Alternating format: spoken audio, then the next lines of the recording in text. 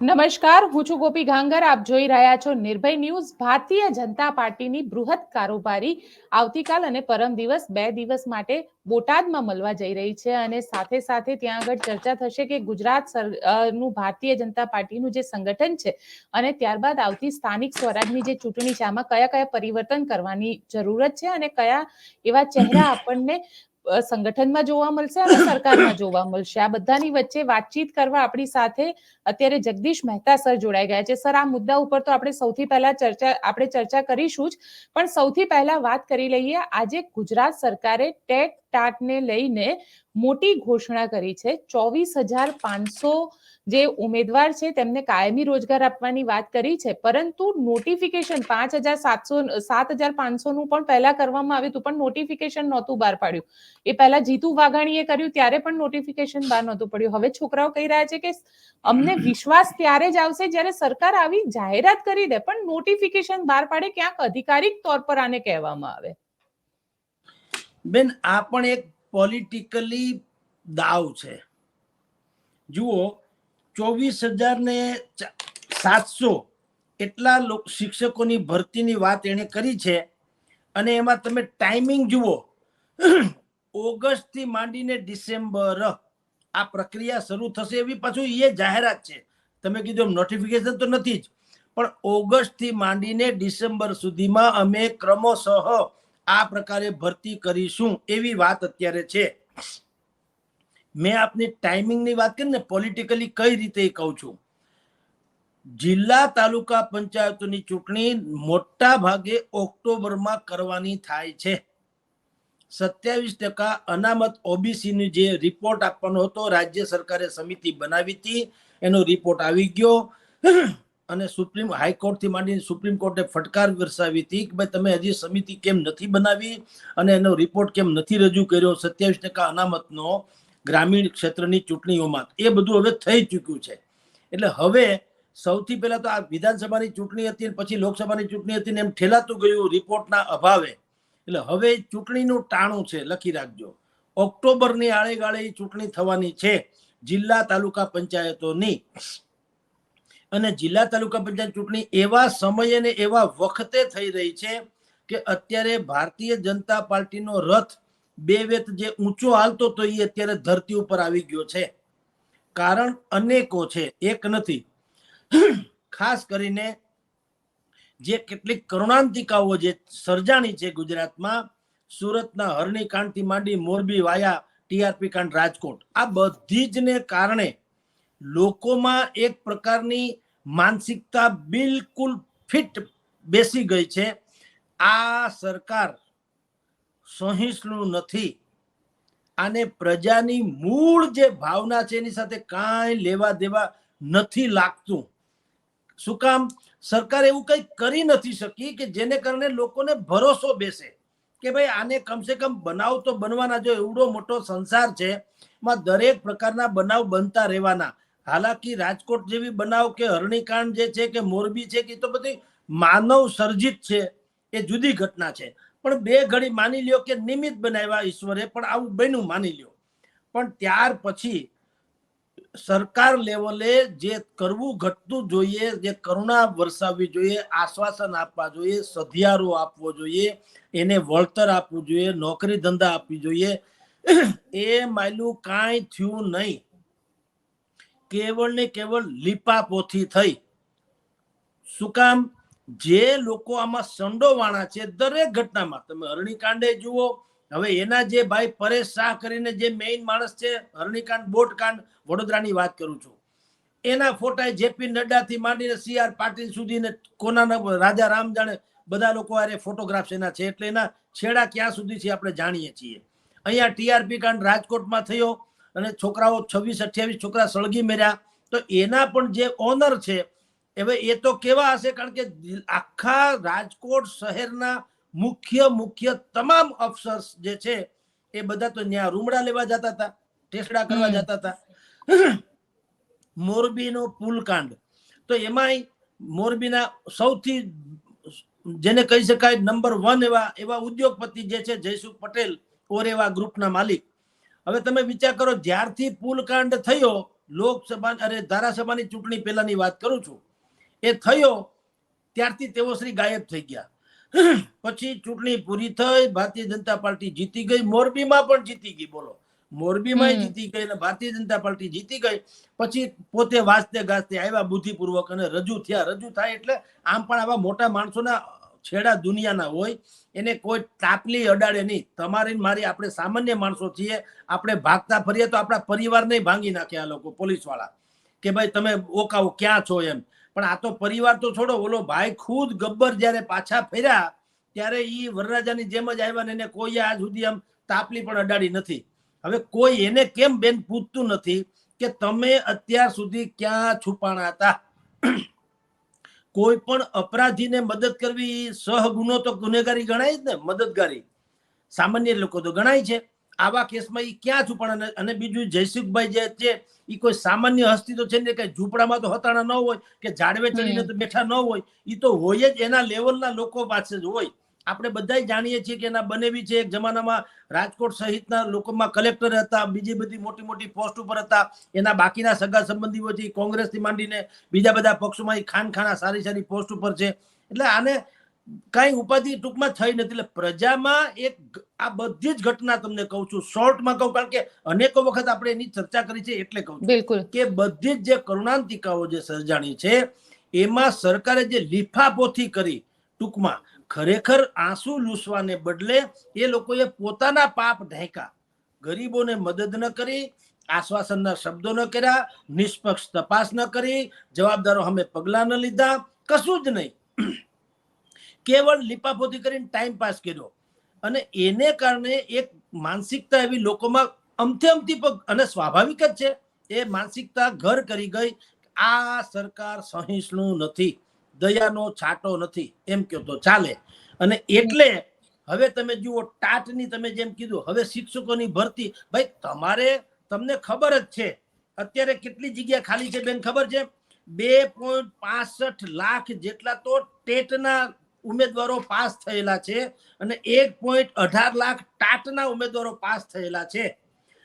ગુજરાતમાં 42,759 42759 આટલા શિક્ષકોની જગ્યા ખાલી છે. એમાંથી અત્યારે 24,700 ની ખાલી વાત કરી છે. એ ઓગસ્ટ થી હજી શરૂ કરવાની વાત છે, ઓગસ્ટ મહિનાથી, અને કરાર આધારિત. હવે ઓગસ્ટ શું કામ? ઓગસ્ટ, સપ્ટેમ્બર, ઓક્ટોબર, નવેમ્બર ને ડિસેમ્બર 5 મહિના છે. હવે ઓગસ્ટમાં પેલો જયારે રજૂઆત કરશે તો કેટલી 500-700 ની જે એમાં જો એ લોકોએ શિડ્યુલ આપ્યું છે આખું કે આ તારીખે આટલા, આ તારીખે એટલે એ 500-700 ની કરશે. હવે જયારે જગ્યા તમારી પાસે આટલી બધી ખાલી છે અત્યારે, તો તમે એનું શું કામ એવું કરો અત્યારે કે ભાઈ તમારે 200-500 શું કામ કરવા જોઈએ? છેલ્લા 10 વર્ષમાં કહું છું, એક દાયકામાં કહું છું, છેલ્લા 10 વર્ષમાં તમે હમણાં જ બોલ્યા તેમ જીતુ વાઘાણીના સમયથી શરૂ કરો, ભૂપેન્દ્રભાઈ ચુડાસમાથી માંડીને શરૂ કરો, બધાએ જેટલી મોટી મોટી વાતો કરી, પણ 10 વર્ષમાં 18,000 ની ભરતી થઈ. ખાલી 10 વર્ષમાં 18,000 એટલે વર્ષે 1,500 જણા માંડ થયા. આમ જુઓ તો સરેરાશ 1,500 જણા. તો અત્યારે જે વાત એને કરી 27,000, આ તો ગુજરાતના ઇતિહાસમાં છેલ્લા 3 દશકાની સૌથી મોટી ભરતી શૈક્ષણિક દ્રષ્ટિએ ગણી શકાય જો કરે તો. પણ એનું જે શિડ્યુલ છે મેં કીધું ને, એનું ટાઈમિંગ બહુ બુદ્ધિપૂર્વકનું છે. ઓગસ્ટ થી શરૂ કરો, ઓગસ્ટ, સપ્ટેમ્બર, ઓક્ટોબર, નવેમ્બર ને ડિસેમ્બર, ત્યાં સુધીમાં પૂરું કરીશું એવું કહે છે સરકાર. અને ત્યાં એ જ સમયગાળો છે જ્યારે જિલ્લા તાલુકા પંચાયતની ચૂંટણીઓ થવાની છે. એટલે સરકારમાં અત્યારે જે યુવાનોનો આક્રોશ છે, બાકી બધી તો પળોજણ છે જ છે, પણ આ યુવા ધન જે અત્યારે ટાટના ઉમેદવારો આપણે જાણીએ છીએ, ગાંધીનગરમાં આટલું આંદોલન કરેલું, આ લોકોએ ટીંગાટોળી કરીને લઈ ગયા, માર્યા, કૂટ્યા, ઘણું બધું કર્યું.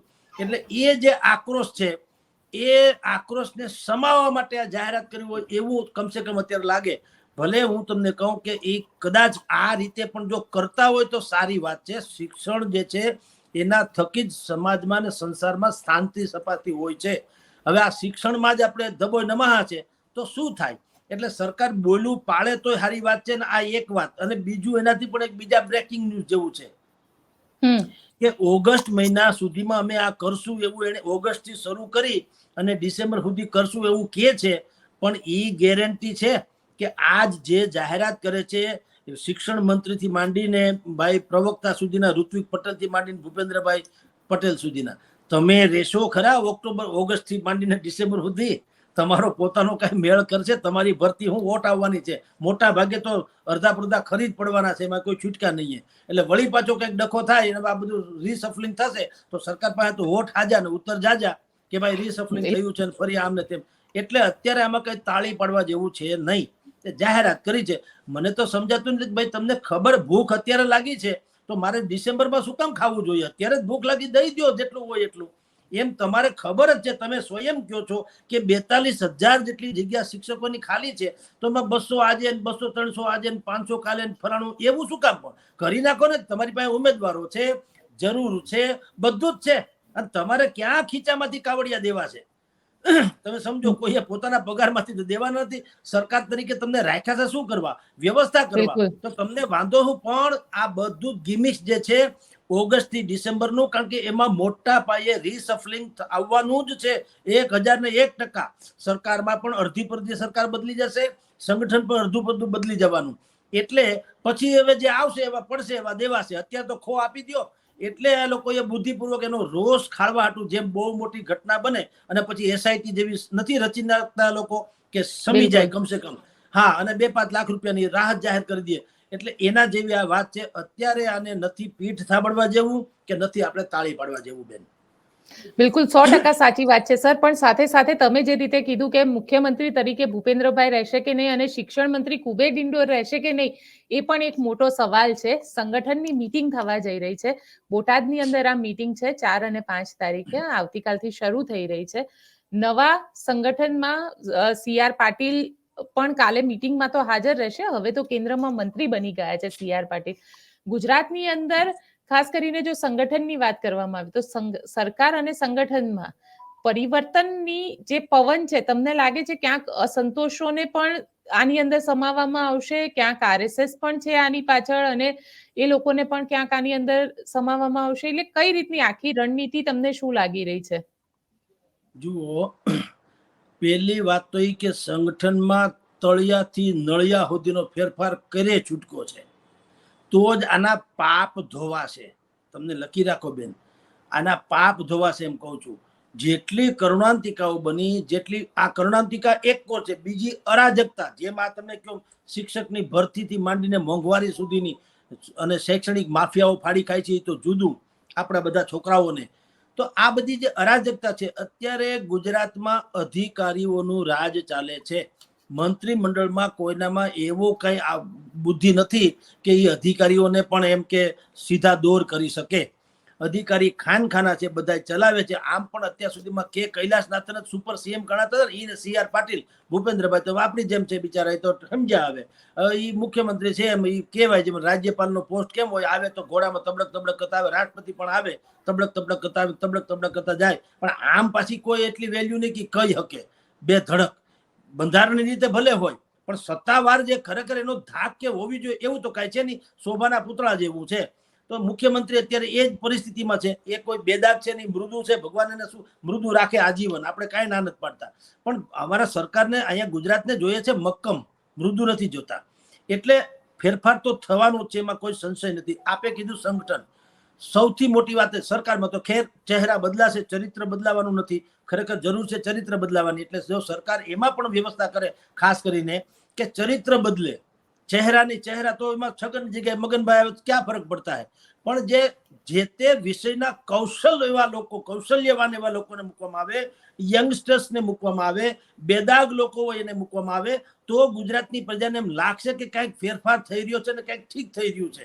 પરંતુ હવે બાકી જો કાંઈ પણ હોય તો એનો કોઈ મિનિંગ નથી. તમારે સૂકું ઘાસ જ નાખવું હોય તો તમે મને લીલા ચશ્મા પહેરાવી દો એટલે અમે કઈ રાજી ન થઈ જાય. ઘાસ તો સૂકું છે, તમે ખાલી ચશ્મા મને લીલા પહેરાવો છો તો એનો કોઈ મિનિંગ નથી.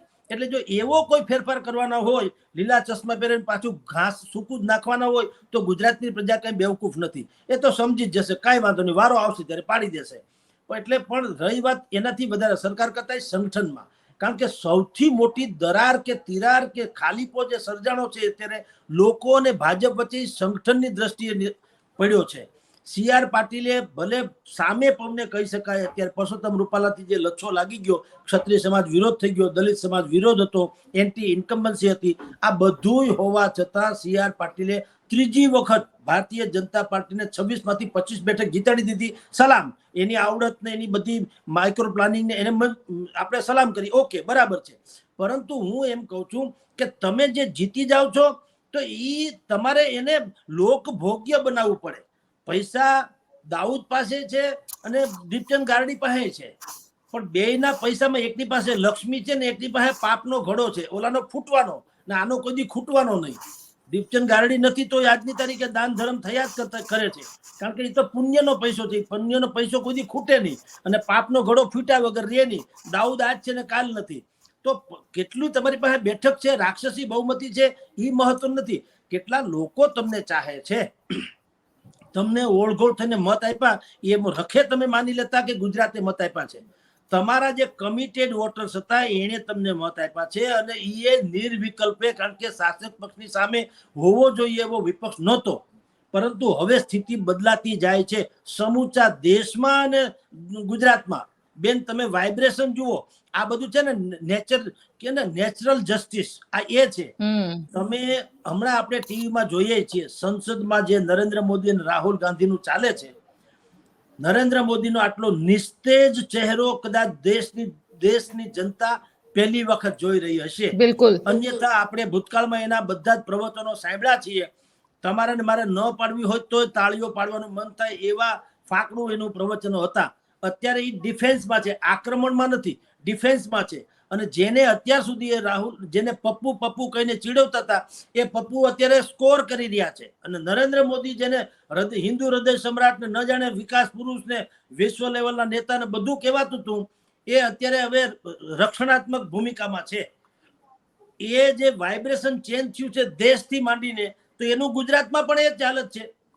અત્યારે તમે ગુજરાતમાં ધારો કે રાજકોટ અત્યારે જે સળગી રહ્યું છે ટીઆરપી કાંડથી, તમે આને સુપરસીડ કરીને કાલે આપો લ્યો ચૂંટણી, 6 મહિનામાં કરવી પડે, ગમે ત્યારે કરી શકાય. માન લ્યો ચૂંટણી આપો લ્યો, હરામ બરોબર જો તમે કદાચ જીતી જાવ તો, અને જીતો તો દુર્ભાગ્ય થાય. શું કામ? કોઈ વ્યક્તિ, અમારે તો આપણે એટલા માટે કહીએ છીએ કે આ આપણી કોઈ લાગણી વ્યક્તિગત આપણી કાંઈ છે નહીં.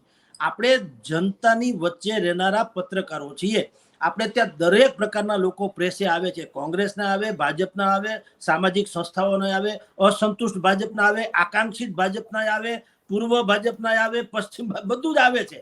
એ લોકોનો જે સૂર છે એ શું છે કે જે મૂળ ભારતીય જનતા પાર્ટીની વૈચારિક જે વાત હતી એની સાથે વણાયેલા જે લોકો છે એ બધા જ હાસ્યામાં છે. અને કેવળ હાસ્યામાં છે એટલું જ નહીં, જે લોકો ચડાવ ધનેડાની જેમ અથવા તો બિલાડીના ટોપની જેમ રાતોરાત ફૂટી નીકળ્યા નેતાઓ, એ લોકો અરબો ખરબોમાં રમવા માંડ્યા, પાછા કરોડો રૂપિયા બનાવ્યા છે અને જગ જાહેર બનાવ્યા છે. હવે તો બધું ઓપન ફોર ઓલ છે, આમાં હવે આક્ષેપ નથી રહ્યો. આ તો વિતક કથા કહેતા હોય એવી વાતો છે. આક્ષેપ તો હજી શંકાશીલ લાગે કે કઈક તથ્યો નથી. હવે તો અમારા અહીંયા પાના ભરાય છે અખબારોના કે કોણે કેટલા ક્યાં ક્યાં શું બનાવ્યા, કોના કેટલા ફાર્મ હાઉસમાં ભાગીદાર છે, કોણ કોને ક્યાં શું કામ મળવા ગયું, વગેરે વગેરે. તો પ્રજાના મગજમાં એવું થઈ ગયું કે ભાઈ તમે અમને મત અમારા લઈ જાઓ છો, પણ અમારા દુઃખના દાડામાં તમે અમારું હામું જોવાય ખુશી નથી. અમારા છોકરા હળગી ગયા 24 તમારા પાઇપે, તમારો આખો કુંબો એમાં અપરાધી છે. કાલે સાગઠિયા બગઠિયા એક નહીં, ટીપીઓ એ તો હવે મગતરું છે, માની લ્યો. સાગઠિયા તો હિમશિલાની ટોચ છે, આખો જે પહાડ છે એ તો નીચે છે હિમશિલા. તો એ જે પદાધિકારીઓ છે, તમે બધા ભેગા થઈને કર્યું શું? લૂંટ્યું રાજકોટને બાકાયદા. મોહમ્મદ ગઝની એને 16 વખત સોમનાથને લૂંટ્યું. આ લોકોએ આ કેટલી આ ત્રીજી ચોથી ટર્મ છે, આ પણ આવી રીતે કોર્પોરેશનને લૂંટી રહ્યા છે. એટલે કે રાજકોટને લૂંટી રહ્યા છે, બાકાયદા લૂંટી રહ્યા છે. કઈ રીતે? જ્યાં પણ નવી ટીપી સ્કીમ નીકળવાની હોય, જ્યાં નવું ડેવલપ થવાનું હોય, એ અત્યારે વગડા જેવી જમીન હોય, એ પાણીના ભાવે જે તે લોકો પાસેથી ખરીદી લેવાની. અત્યારનો જે વગડા જેવી જમીન છે એ ભવિષ્યમાં સોનાના લગડા જેવી થવાની હોય. એ આ લૂંટ જ છે એક કાયદેસર નહીં. તો એવું તમે અરબો ખરબોનું બધાએ કર્યું છે. કેટલાક તો ચરિત્રમય માથાકૂટ છે, સમજી બધું જાણીએ છીએ, અને બધું આવવાનું પણ ખરું. એ કઈ હસતું નહીં રહે, કોઈ વસ્તુ છુપા જો પાપને પીપળાની ટોચની ડાળે ચડીને પોકારવાની ટેવ હોય છે. એ ક્યારેય છુપાશે નહીં. આ કર્મના સિદ્ધાંત જેવું છે. એક કોઠીમાં તમે ઘઉં પૂરી દો, ઘઉં, અને નીચેથી તમે આમ આમ દટો કાઢી લો તો ઘઉં જ નીકળે. ઉપર ભલે તમે પથ્થર નાખો તોય નીકળવાના ઘઉં, કારણ કે ગાળો ઘઉંનો છે. પણ જ્યારે ઘઉંનો ગાળો ખૂટી જાય અને પથ્થરનો ગાળો શરૂ થશે, પછી ઉપર તમે ચોખા નાખો કે મોતી નાખો, એ પથ્થર જ નીકળવાના. હવે પથ્થર નીકળી રહ્યા છે, કારણ કે તમારું સત, તમારું શિસ્ત, તમારી કહેવાતી બધી જ સારી બાબતો, એનો સત્યાનાશ થઈ ગયો છે, તળિયા ઝાટક થઈ ગયું છે. તમે માનવતા ચૂક્યા છો, એટલે કે શાસક પક્ષની વાત કરું છું, માનવતા ચૂક્યા છો. તમે એક સામાન્ય એક અનુભૂતિ હોય, એક આશ્વાસનની દુનિયા હોય, એ પણ ચૂક્યા છો. પડોશી ધર્મ ચૂક્યા છો, તમારી ફરજ તો ચૂક્યા છો. તમે બધાએ એક મુદ્દાનો કાર્યક્રમ કર્યો, બને એટલા રૂપિયા બનાવી લ્યો, કરોડો અબજોમાં. જેને આજથી 10 વર્ષ પહેલા સાયકલ લેવાના વેત નહોતા એમ કયો, એ અત્યારે મર્સિડીઝમાં ફરે છે ને, ફાર્મ હાઉસ ને પેટ્રોલ પંપો ને બગલા. આ કઈ ભાઈનો સાગઠિયાનું એકલાનું નથી. 1500-2000 કરોડનો તો સાગઠિયા છે, ખાલી સમજી લ્યો. છતાં એ હિમશિલાની ટોચ છે, કેવળ માત્ર. હો તો બીજા બધા પાસે કેટલા હશે એ માની લેજો. તમે કલ્પના કરી શકશો કેટલા હશે તે. અને અમને બધાને ખબર છે કોણે ફોરેનમાં કેટલા રૂપિયા રોક્યા છે. ગામમાં છડે ચોક વાતો થાય છે, પાછું કઈ અજાણું નથી. અને એ ગમે તેમ કરીને ગોફણિયા ઘાની જેમ અત્યારે ચારેકોર ઉલળી રહ્યા છે, અને અખબારોમાં જેમ તેમ પણ એ ચમકતા રહે છે. અને બધાના પાપ ભરાઈ જવાના, સમજી લો, બધું આવવાનું. એટલે હું આપને કહું છું કે સૌથી વધુ ભારતીય જનતા પાર્ટીને જરૂર છે સંગઠનમાં તળિયાથી નળિયા સુધીનો ફેરફાર કરવાનો. આ કોઈ કાળે હાલે એવું જ નથી. આ બધી જે અત્યારની વેજા છે, એટલે એને જો ફેરફાર કરવાનો, આપણે અત્યારે થાય સાળંગપુરમાં ચાલવાનું, બોટાદમાં થવાનું છે. મને એક તો બીજું એ ખૂંચે બેન, ગાંધીનગરમાં જગ્યા ઓછી છે, તમે ન્યા જાઓ છો ટેસડા કરવા. હવે એક તો અહીંથી તમે ટાવ કરતા બધા ત્યાં નીકળશો, મંત્રીઓ જશે, મુખ્યમંત્રી પણ છે, ને કેન્દ્રીય મંત્રી પિયુષ ગોયલે આવવાના, બાકી બધા આવવાના. એટલે એક તો ટાવ કરતા અહીંથી ન્યા જવાના. ન્યા પાછા તમારા બેરિકેડ, ન્યા પોલીસની વ્યવસ્થા, ન્યા તમારા કાર્ડ, ન્યા તમારું ડોમ, ન્યા તમારા વળી બધી ખાણા પીણી, ન્યા તમારા કાજુ બદામ, ન્યા તે પણ ન્યા ગાંધીનગરમાં દુકાળ છે ને, ન્યા બેહીને ચર્ચા કરી લે તો તમને અહીંયા એવું શું છે વળી બોટાદમાં, જ્યાં કઈ ઉર્જા કેન્દ્ર છે કે તમે કઈ પ્રાર્થના કરવા આવો છો, પૂજા કરવા આવો છો? તમારા નેકરા કાળા ધોળા, તમારે કોને બેહાડવા કોને નહીં, એવી વાંકત રહી હોય તો ગાંધીનગર રાખ્યું શું કરવા? અમથું ગાંધીનગર છે તમારી પાસે, એવડું મોટું હોલમાં બેહીને નક્કી કરી લીધું હોય તો. પણ આ પ્રજાના પૈસાનો બગાડ કેવો છે.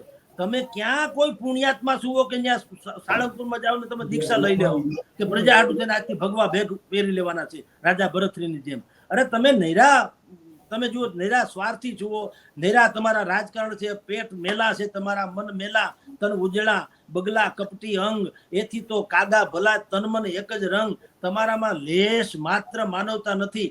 તમે જ્યારે કોઈ પ્રજાનું કલ્યાણ ઈચ્છતા નથી. તમે ન્યા જઈને હાથે કે તો એ જગ્યા બગાડશો, હાથે કે માંડ થોડું ઘણું ક્યાંક પવિત્ર છે એને તમે હુડ કાઢશો. એટલે વાત એ છે કે એક તો એ તાગડધીના છે, પણ ખેર ન્યા જાય છે તો હવે કમસે કમ જો એનામાં કંઈક એવું સત હુજે અને ભગવાનના દ્વારમાં જઈને પ્રાયશ્ચિત કરે કે અમારાથી આ જે ભૂલ નહીં, અપરાધો જે થયા છે, કરુણાંતિકાઓના મૂળ પાપીઓને બચાવવાના જે અપરાધો થયા છે ને અમે કરી રહ્યા છે, એ બધું અમને કાં તો માફ કરો ને કાં અમને રસ્તો, માફ તો કોઈ ભગવાન કરે નહીં, અમને રસ્તો બતાવો. એવું જો કે તો ક્યાંક રસ્તો બતાવે. ખરેખર આ પાપી લોકોને સજા કરવી રહી અને નવી ગલી નવો દાવ, આખું સંગઠન ફેરવી નાખે અને પ્રજામાં લોકપ્રિય, યુવાનો, શિક્ષિત અને ઓરેટરીમાં શ્રેષ્ઠ અને સંવેદનશીલ ખરેખર હોય એવા લોકોને સંગઠનમાં રાખશે, જે ભારતીય જનતા પાર્ટીના મૂળ વિચાર સાથે સંકળાયેલા હોય, આવા લોકોને ફરીથી લાવશે તો ભારતીય જનતા પાર્ટીનું શાસન જે અત્યારે હાલક ડોલક થઈ રહ્યું છે કમસે કમ સ્થિર રહેશે. બાકી તો આપણે કરતા વધુ બુદ્ધિશાળી છે, આપણે તો ચર્ચા કરીએ છીએ બેન, પણ વાત એ છે આ પ્રજામાં જે વાત ચાલી રહી છે તે છે બેન. સર, એક સાથે સાથે સવાલ તમને એ પણ પૂછીશ, કારણ કે ગઈકાલે જે રીતે અમદાવાદની અંદર કોંગ્રેસ કાર્યાલય ઉપર ભારતીય જનતા પાર્ટી અને કોંગ્રેસના કાર્યકર્તાઓ આમને સામને આવી ગયા, રાહુલ ગાંધીએ આજે ટ્વીટ કરી અને રાહુલ ગાંધીએ ट्वीट કરીને એવું લખ્યું છે કે हिंसा और नफरत फैलाने वाले भाजपा के लोग हिंदू धर्म के मूल सिद्धांतों को नहीं समझते અને ફરીથી કીધું છે કે मैं फिर से कह रहा हूं इंडिया गुजरात में जीतने वाला है। ક્યાંક લાગી રહ્યું છે તમને કે રાહુલ ગાંધીનો આ બદલાયેલું રૂપ જે છે એ ભારતીય જનતા પાર્ટી માટે ચિંતાનો વિષય અત્યારે બનેલું છે? બેન, મેં આની પહેલા જ આપને કીધું કે અત્યારે રાહુલ ગાંધી પાર્ટ 2 એ જે છે એ ટ્રીમન્ડસ ફેરફાર સાથેનું આપણે જોઈ રહ્યા છીએ નજરાણું, અને જેને દુનિયાભરમાં નંબર 1 નેતા કહેવાય છે, ઓરેટરીમાં જેની કોઈ ખામી નહીં, જેને જ્ઞાન વિજ્ઞાન કે પરિશ્રમની પરાકાષ્ઠા, એના વિશે આપણે બધાય કસમો ખાઈ શકતા હોય એવું જે વ્યક્તિ છે નરેન્દ્ર મોદી, પહેલી વખત એને આપણે નિસ્તેજ એવા જોઈ રહ્યા છીએ, અને આપણે એને ડિફેન્સમાં રક્ષણ કરતા હોય એવી રીતે જોઈ રહ્યા છીએ, આક્રમણ કરતા હોય એવી રીતે નહીં. અને પહેલી વખત એવું બન્યું કે સરકાર મજબૂર છે, વિપક્ષો મજબૂત છે. અને આપણે કહું, જે અમદાવાદમાં પથ્થરબાજી થઈ એમાં શું છે, હિન્દુ ધર્મને વિશે કઈ બોલ્યા છે એનાથી કઈ બહુ આ લોકો ફાટી પડ્યા એવું નથી, એ તો ઉલ્લુ બનાવે છે. ખરેખર જો હિન્દુ ધર્મ વિશે ખરાબ બોલ્યા હોત તો અમદાવાદમાં હું 200-500 જણા જ હિન્દુ છે, આખું અમદાવાદ બીજું કોઈ વિધર્મી છે? બધા કાં ના ઉમટી પડ્યા? બધાય સમજે છે. આ તો ઓર્ગેનાઇઝ ક્રાઇમ હોય ને એવી રીતે ઓર્ગેનાઇઝ તમારી વ્યવસ્થા છે આ બધી, કે બજરંગ દળ ને વિશ્વ હિન્દુ પરિષદની એની ભગીની સંસ્થા છે ભારતીય જનતા પાર્ટીની, એને હુશો કર્યું એટલે ત્યાં જઈને હો કરી આવ્યા. ભાઈ એમાં ખૂંચ્યું છે શું શબ્દ, જે રાહુલ ગાંધીએ કીધું કે હમ ગુજરાત ભી જીતેંગે, આ વાક્ય છે ને એ ઓલા હિન્દુ ધર્મને ગાળ દીધી એના કરતા વધુ આ લોકોને ખૂંચ્યું. કારણ એવું છે કે શક્ય છે, પાછું એ જે બોલ્યા છે ને આમાં એવું છે, તમારી નબળી નાર જો મને ખબર હોય અને એના વિશે હું કાંઈક પણ બોલું ને તો હું અનાયાસે બોલ્યું હોય તોય તમને એ લાગી આવે, મને તો ખબર જ ન હોય, હું તો અનાયાસે બોલ્યો હોઉં, પણ તમને એમ લાગે કે આને કાંઈક નક્કી ખબર છે એટલે તમે સ્વાભાવિક જ મારી ઉપર રીસાવ ખીજાવો તો ગમે તે કરો, કારણ કે તમને તો તમારી ખબર હોય છે. એના જેવી આ વાત છે કે ભારતીય જનતા પાર્ટીને અત્યારે ભય ગરી ગયો છે. ભય શું ઘૂસી ગયો છે?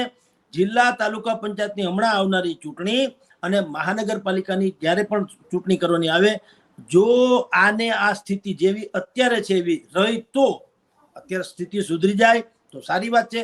આપણે કોઈના શત્રુ નથી, લોકતંત્રમાં વિપક્ષ ને શાસક બંને આવા હોવા જ જોઈએ, પણ અત્યારે શાસક પક્ષનું પરડું સાવ તળિયે છે, વિપક્ષોથી એની હાઈપ બહુ જ ચડી ગઈ છે, કારણ કે આ ભારતીય જનતા પાર્ટીના પાઇપે. તો એ બધાને જે કીધું કે અમે ગુજરાત જીતેંગે, એ જે વાત કરી છે એ કઈ રીતે કીધી છે? અત્યારે તમે જાણો છો કે જિગ્નેશ મેવાણી હાહાકાર મચાવી રહ્યા છે. આમ તો કોંગ્રેસ પછી એની પાછળ છે, પણ એણે જે જાગતું પડ કર્યું છે જિગ્નેશ મેવાણીએ, એ એવો સિતારો અત્યારે ચમકીને કોંગ્રેસમાં ઉમટ્યો છે કે ઉપસ્યો છે કે આખા ઓલા કે ને 240 पे भारी, एक अकेला 240 पे भारी. કાલે એવું આવ્યું હતું રાહુલ ગાંધી વિશે, એવું કહેવાતું હતું, જેમ નરેન્દ્ર મોદી એક વખત કીધા હતા ને કે એક અકેલા સબ पे भारी, એવું આની પહેલાના ટર્મમાં મોદી બોલ્યા હતા. તો હવે જ્યારે રાહુલ ગાંધીએ ગઈકાલે લોકસભામાં હાહાકાર પ્રથમ દિવસે મચાવ્યો તો એના વિશે સોશિયલ મીડિયામાં આવ્યું કે એક અકેલા 240 पे भारी, એટલે કે ભારતીય જનતા પાર્ટીના 240 એમપીસ જે છે એની ઉપર એક અકેલા ભારી, એમ હવે એક જિગ્નેશ મેવાણી સબ पे भारी हो रहा है. ગુજરાતના 156 ધારાસભ્યો અને 5 હમણાં બીજા આવ્યા, 6 ને 5 11, 171. એ જે ધારાસભ્યો છે એની ઉપર એક અકેલા એટલે કે જિગ્નેશ મેવાણી એ ભારે થઈ પડ્યા છે. શું કામ? એને રાજકોટ જે છે ભારતીય જનતા પાર્ટીનું હબ છે, એનું કેન્દ્ર છે, એનું મેઇન એપિસેન્ટર છે ભારતીય જનતા પાર્ટીનું, એમાં સફળતમ કહી શકાય એવો બંધ પડાવી જાણ્યો. એ બહુ મોટી ઘટના છે ને બહુ મોટો ફેરફાર છે. મેં આપની પહેલા આની વાત કરી ને કે એક વાઇબ્રેશન જે છે ચેન્જ થઈ રહ્યું છે. નેચરલ જસ્ટિસ, કુદરતી રીતે, આમાં કોઈ પ્રહાર કે કોઈ પ્રચાર કે કોઈ બીજું રણનીતિ કે કોઈ વાકાતરાહી વાત નથી. જિગ્નેશ મેવાણીને તો અડધા પડધા આમ ખાલી નામથી ઓળખતે કોઈએ જોયા નહીં હોય ને, એ આ બાજુના નથી, એ બાજુના છે, વડનગર વગેરે એ વિસ્તારના છે, તો પણ અહીંયા અત્યારે એની ભૂમિકા હીરો જેવી થઈ ગઈ અને બધાએ બંધ પાડ્યો ખરો રાજકોટે. અને હવે એક આશા જન્મની પછી એના ઉપરથી જિગ્નેશ મેવાણી એમ કીધું કે આ તો ખાલી રાજકોટની દુર્ઘટનાની વાત છે, કરુણાંતિકાની. હવે મોરબી પુલ દુર્ઘટના છે, તક્ષશિલા સુરતનું છે, હરણીકાંડ વડોદરાનું છે, અમદાવાદનું કાંકરિયા તળાવ વાળું છે, અને પછી અહીંયા મોલ જે અહીંયા રાજકોટમાં જે થયું હતું કોવિડ હોસ્પિટલમાં દર્દીઓ વળી ગયા, આ બધી જ કરુણાંતિકાઓ જે છે છેલ્લા 10 વર્ષમાં આવી અનેકો જે થઈ છે, એમાં 2073 લોકો મરી ગયા છે. તમે કલ્પના કરો બેન, 2000 લોકો આવી માનવીય ભૂલોને કારણે એક તો ગુજરી ગયા છે, અને એના ઓરિજિનલ જે પાપી છે એને સજા નથી થઈ. એટલે એ બધાની સંવેદના જે છે લઈને હવે જિગ્નેશ મેવાણી ગાંધીનગર કૂચ કરવાના છે. એ કૂચમાં તો બીજું જે થવાનું થાય, પણ ભારતીય જનતા પાર્ટીને ખબર છે કે આ સહાનુભૂતિની સુનામી જે છે એ ભારતીય જનતા પાર્ટીની તાનાશાહીને તો કોઈ પણ ભોગે એ વળોટી જવાની છે, આખી ફેંદી મારવાની છે. એટલે આપણે જેમ કીધું તેમ કે હવે આ લોકોને એમ લાગે છે કે સમથિંગ ઇઝ રોંગ, લોકમાનસ પલટાણું છે અને નક્કી કંઈક જુદું થવા જઈ રહ્યું છે. જે અજરા અમર શાસન અહીંયા ગણાતું હતું, ભારતીય જનતા પાર્ટીનો કોઈ વિકલ્પ નહોતું એવું ગણાતું હતું, એને બદલે અત્યારે સક્ષમ પક્ષ તરીકે ભારતીય જનતા પાર્ટીની સામે કોંગ્રેસ અત્યારે આગળ વધી રહ્યું છે. અને જો ભાજપ એમાંથી કોઈ પણ ભોગે પગલા નહીં લે, હજી હું કહું છું ને કે આપણી વાતને એને ટીકા રૂપે લેવી ન જોઈએ, કારણ કે એને કોઈ સાચું કહેનારું નથી. બધા મૃદુ મક્કમ કરી અને બાપાને ફૂરડે ચડાવ્યા કરે છે અને ભાઈ હર્ષ સંઘવી છે તો એને બધા બહુ સારું કલબલિયા બગાડ્યા કરે છે, એટલે એ રાજી રહે છે. ખરેખર એને કડવી છતાં સાચી વાત કેવી જોઈએ કે ભાઈ તમે કરો છો ધબોય નમાહા છે, પ્રજામાં ભયંકર આક્રોશ છે.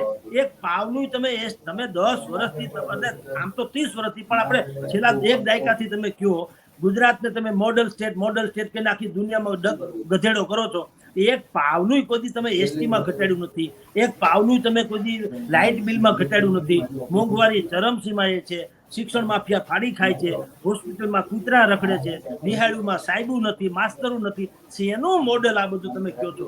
એટલે આ બધું, અને બધાને એવોર્ડ મળ્યા કરે છે. રામ જાણે શેના એવોર્ડ મળે છે? ગુડ ગવર્નન્સ ને હમણાં ભાઈને એવોર્ડ મળ્યા, ભૂપેન્દ્ર પટેલને, લ્યો ગુડ ગવર્નન્સ. હવે અહીંયા આખું ગામે ડુંગરે કાદુ તારા ડાયરા બધે હળગે છે, તો સેના ગુડ ગવર્નન્સ? એટલે આ બધું ઘરના ભુવન ઘરના દાખલા વાળી છે. ઈ એને કાં તો આમ છે ને, એને કોઈ સાચું કહેનાર નથી, કારણ કે દરેકને શું છે, સારું કહીને કાંઈક લોચો લઈ લેવો છે. હું આગળ હર્ષ સંઘવીના વખાણ કરું, તમારા જેવા 2-4 વિડીયોમાં જે ખોટા વખાણ જેને કહું એવા કરું તો સંભવ છે કે કોઈ ભાજપવાળા આવીને મને કે વાહ બહુ સારું સાહેબ, તમે બહુ સારું કીધું. પણ હું એમ કહું છું કે એક તો આપણે પત્રકાર છે, બોલવાની અભિવ્યક્તિની આઝાદી છે, સાચું બોલવું જોઈએ. એના તો આપણને લોકો આપણું છાપું શું કામ લે છે કે વાંચે છે? આપણો ધર્મ શું છે? સત્યમેવ જયતે, સાચું કહેવાની વાત છે. તો સરકારે આની વાતને લેવી જોઈએ કે માણસ તો કહે છે, આપણે કઈ એના શત્રુ નથી. ભાઈ તમને પ્રજાએ મત આપ્યા છે, તમે કઈ ઉપકાર નથી કરતા. તમને ટ્રસ્ટી ભાવે સરકારમાં બેસવાની વાત કરી, તમે તો હાંડ થઈ ગયા. તો એવું ક્યાંથી હાલે? અને તમે કોઈનું હકારો નહીં, કોઈને યાદ ન કરો, કોઈની કઈ વાતને મંજૂર ન લો. આ 4 લાખ રૂપિયા આપી દીધા, છોકરા 4 લાખમાં છોકરા મળે, કઈ બજાર છે કે ભાઈ 4 લાખમાં છોકરા ગોતી આવે જેનો વંશ નીકળી ગયો એટલે શું? તો તમે એના પરિવારને જઈને કેમ ન કીધું કે ભાઈ આવો તમે, અમારાથી ભૂલ તો થઈ જ ગઈ છે, હવે તમે ડિમાન્ડ કરો, તમારી શું ઈચ્છા છે એ પ્રમાણે અમે પાપીને સજા કરીએ તો ખેર, પણ તમારા દીકરાના જવાથી તમે જે ખાલીપો અનુભવો છો, લાવો અમે તમારા દીકરા થઈ જાય એવું શું કામ ન કે? રાજા દશરથે શ્રવણના માવતરને શું કીધું? ભૂલથી શ્રવણ મરી ગયો, શબ્દ વેધી બાણ માર્યું. શ્રવણ તો પાણી ભરતો હતો, પાણીના ઘટાનો અવાજ આવ્યો અને એમ લાગ્યું કે પાણી પીવે છે, એટલે દશરથ રાજાએ બાણ માર્યું, મરી ગયો શ્રવણ. તો રાજા હતા પોતે, અયોધ્યાના નરેશ, અને બીજું ઓલાના માવતર તો અંધ હતા, એને તો જોયા જ નથી કોણે મારા છોકરાને મારી નાખ્યો. તો તમે જુઓ નૈતિકતાની ચરમસીમા કોને કહેવાય? એ રાજા એના પગમાં પડ્યો, અને દશરથ રાજાને એને કીધું, અને શ્રવણના માવતરને, તમારા છોકરાનું ભૂલથી મારાથી એના પ્રાણ હરાઈ ગયા છે. હવે તમારી પાસે 2 ઓપ્શન છે. નંબર 1, તમે જો કહેતા હો તો હું તમારો શ્રવણની જેમ તમારો દીકરો બનીને રહું, તમને માવતર તરીકે દત્તક લઉં, આખી જિંદગી તમે જીવો ત્યાં સુધી સાચું. અને જો તમને એ વાત મંજૂર ના હોય તો આલ્યો મારું બાણ, તમે હરી લ્યો મારા પ્રાણ. આનું નામ કહેવાય રાજા. એને રૈયત ઉપર રાજ કરવાનો અધિકાર છે. કરુણાથી સભર હોય એને રાજા કહેવાય.